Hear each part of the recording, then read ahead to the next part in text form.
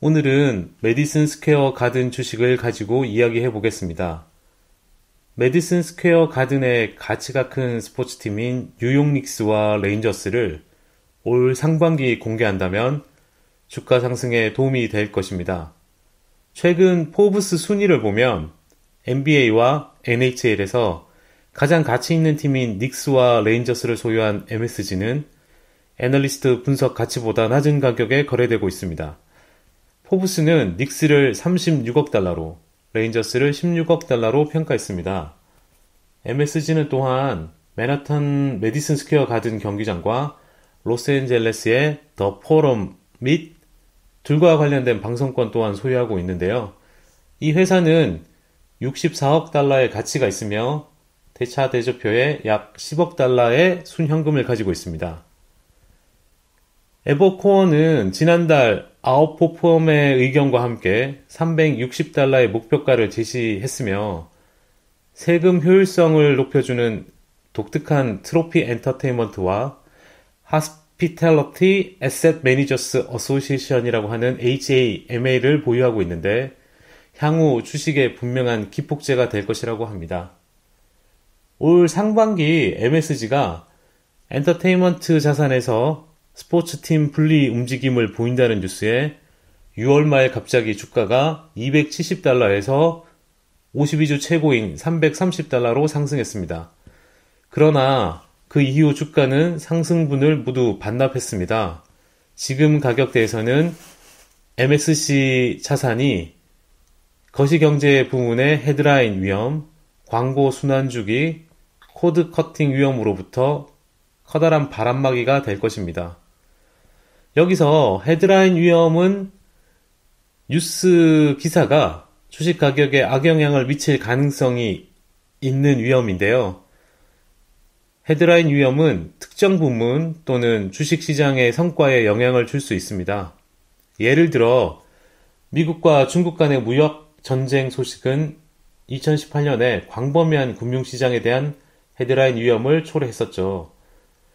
본론으로 돌아와서 이 스포츠팀의 분사는 돌란 패밀리를 통제함으로써 팀 매출을 용이하게 할 수 있습니다. 특히 닉스는 코트 내에서 성적이 좋지 않은 기록에도 불구하고 50억 달러에 팔릴 수 있다는 추정으로 엄청난 가치를 지니고 있습니다. 여기서 돌란 패밀리에 대해서 알아보고 가겠습니다. 케이블 TV 개척자인 찰스 돌란은 1961년 스털링 맨하탄 케이블을 설립하고 10년 후 HBO 전신인 롱 아일랜드 케이블 회사와 1,500명의 가입자를 교환하고 이 사업을 거대한 케이블 비전으로 만들었습니다. 찰스는 케이블 비전과 그 스핀오프인 AMC 네트워크스 및 메디슨 스퀘어 가든을 가족들과 여전히 통제하며 부를 공유하고 있습니다. 아들 제임스는 케이블 비전의 CEO이자 메디슨 스퀘어 가든 컴퍼니의 집행위원장을 맡아 운영하고 있습니다. 몇몇 다른 가족들이 그 회사의 이사회에 앉아 있기도 하죠. 찰스의 형제 로렌스는 2000년 클리브랜드 인디언스 야구팀을 3억 2,300만 달러에 인수하기도 했습니다. 닉스는 올 시즌 NBA에서 두 번째로 최악이며 2012-13 시즌 이후 플레이오프에 진출하지 못했습니다. 그럼에도 불구하고 닉스는 지난 시즌 티켓 판매에서 NBA 팀 중 3위 안에 들었고 팀의 예상 가치는 계속 오르고 있습니다. 여기서 뉴욕 닉스와 비슷한 국내 모 프로야구 팀이 생각납니다. 소위 평행 이론 같은 건데요. 다들 예상하셨겠지만 그 팀은 바로 LG 트윈스입니다. 이 두 팀은 90년대에 매우 잘 나가던 팀인데요. 연고지 운도 좋아서 하필이면 가장 큰 도시를 홈으로 두고 있죠. 스타일이 확실한 경기를 하면서 팬도 많았고 씀씀이도 좋았습니다. 그러나 2000년대에 들어와서 이 잘 나가던 팀들이 추락하기 시작했습니다. 프런트는 이해할 수 없는 행보로 팀을 시원하게 말아먹기 시작했었죠. 그리고 레전드 선수를 트레이딩하면서 받아온 선수들은 시원치 않았고요. 유망주는 뽑는 족족 망했습니다. 문제는 여기서 끝나지 않는다는 겁니다. 하필 저 두 팀을 응원하는 팬들이 너무나도 많은데 그 팬들의 열정은 다른 팬들에게 극성팬이라는 이야기를 들을 정도죠. 매일같이 욕을 하면서 보고 한심한 팀 다시는 안 본다고 다짐을 해도 또 다음 경기가 다가오면 굳게 먹었던 마음은 녹아내리는 그런 거죠. 저의 이야기입니다. 다시 닉스로 돌아와서 90년 당시 NBA 인기는 좋았습니다. 뉴욕 닉스 하면 떠오르는 것이 끈끈함과 근성이었는데요. 마이클 조던의 시카고 불스에게는 버티다가 결국 무릎을 꿇는 모습을 보였었죠. 닉스의 끈적거리는 수비가 시합이 끝날 때까지 상황을 알 수 없게 만들고 포기를 모르게 만드는 그런 정열이 있는 팀이었는데, 농구는 다른 종목에 비해서 이변이 상대적으로 덜 나오는 경기입니다. 뉴욕 닉스는 8번 시드로 결승에 진출한 기적을 만들어냈을 정도로 정말 대단한 팀이었습니다. 2000년대 들어와서 완전 망하게 되는데요. 뉴욕의 심장이었던 패트릭 유잉을 기억하십니까? 이 패트릭 유잉을 트레이드하면서 완전히 망가졌는데, 유잉은 만화 슬램덩크에서 채치수의 모델로 나왔습니다. 다시 본론으로 돌아가서 제임스 돌런 회장은 지난 12월 ESPN 인터뷰에서 주주들에게 의무감이 있고 닉스 매각을 고려하지 않을 것이라고는 결코 말할 수 없다면서 매각에 대한 희망을 간략히 제기했습니다.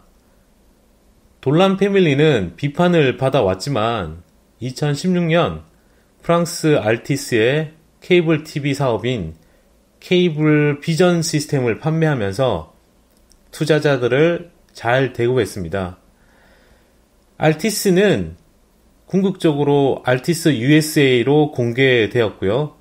돌란은 또한 케이블 비전에서 AMC 네트워크스를 분리하고 2015년에 MSG에서 지역 스포츠 네트워크인 MSG 네트워크스를 분리했습니다. 이러한 움직임들은 주주들에게 상당한 가치를 창출했습니다.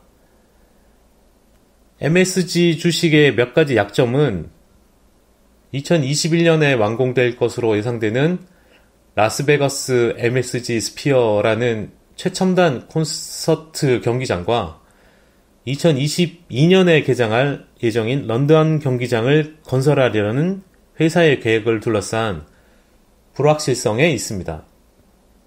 새로운 베가스 경기장은 18,000석 규모와 지구상에서 가장 크고 가장 높은 해상도 LED 스크린 외관을 갖추고 모든 좌석에 크리스탈 클리어 오디오를 제공하도록 설계된 음향 시스템을 갖출 거라고 합니다.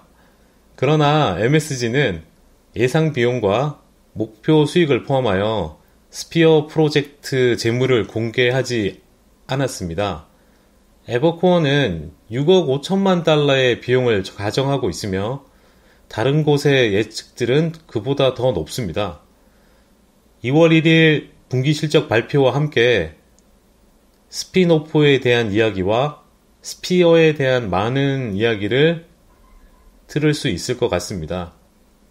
또한 보야 리서치는 12월에 포 같은 폴이 연례 회의에서 추천 주식 목록에 MSG를 포함시켰고 뉴욕 메디슨 스퀘어 가든 경기장이 10억 달러 규모의 정원 수용 능력과 강력한 공연장 개조 기록을 보유하고 있는 점을 근거로 제시하고 있습니다.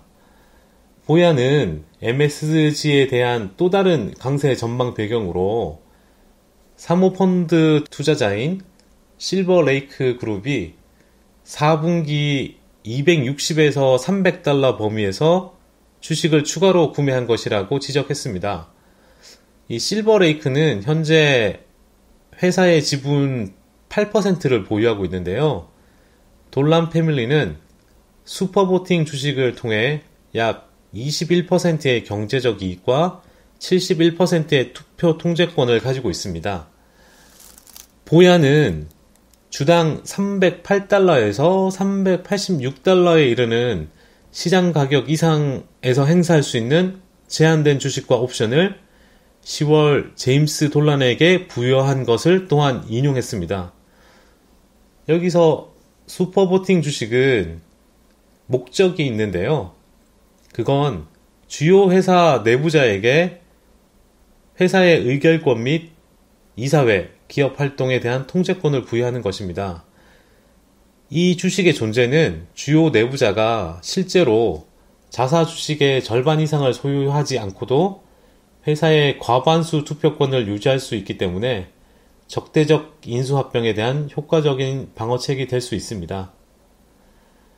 결론적으로 보야의 견해는 돌란이 표면적으로 MSG 스피어에 초점을 맞추고 있는데 스포츠팀의 판매를 별개의 가능성으로 보고 있습니다. 그리고 닉스와 레인저스의 포브스의 예상치보다 상당히 높은 프리미엄을 부여할 것이라고 보고 있습니다. 다음에 다시 찾아뵙겠습니다. 감사합니다.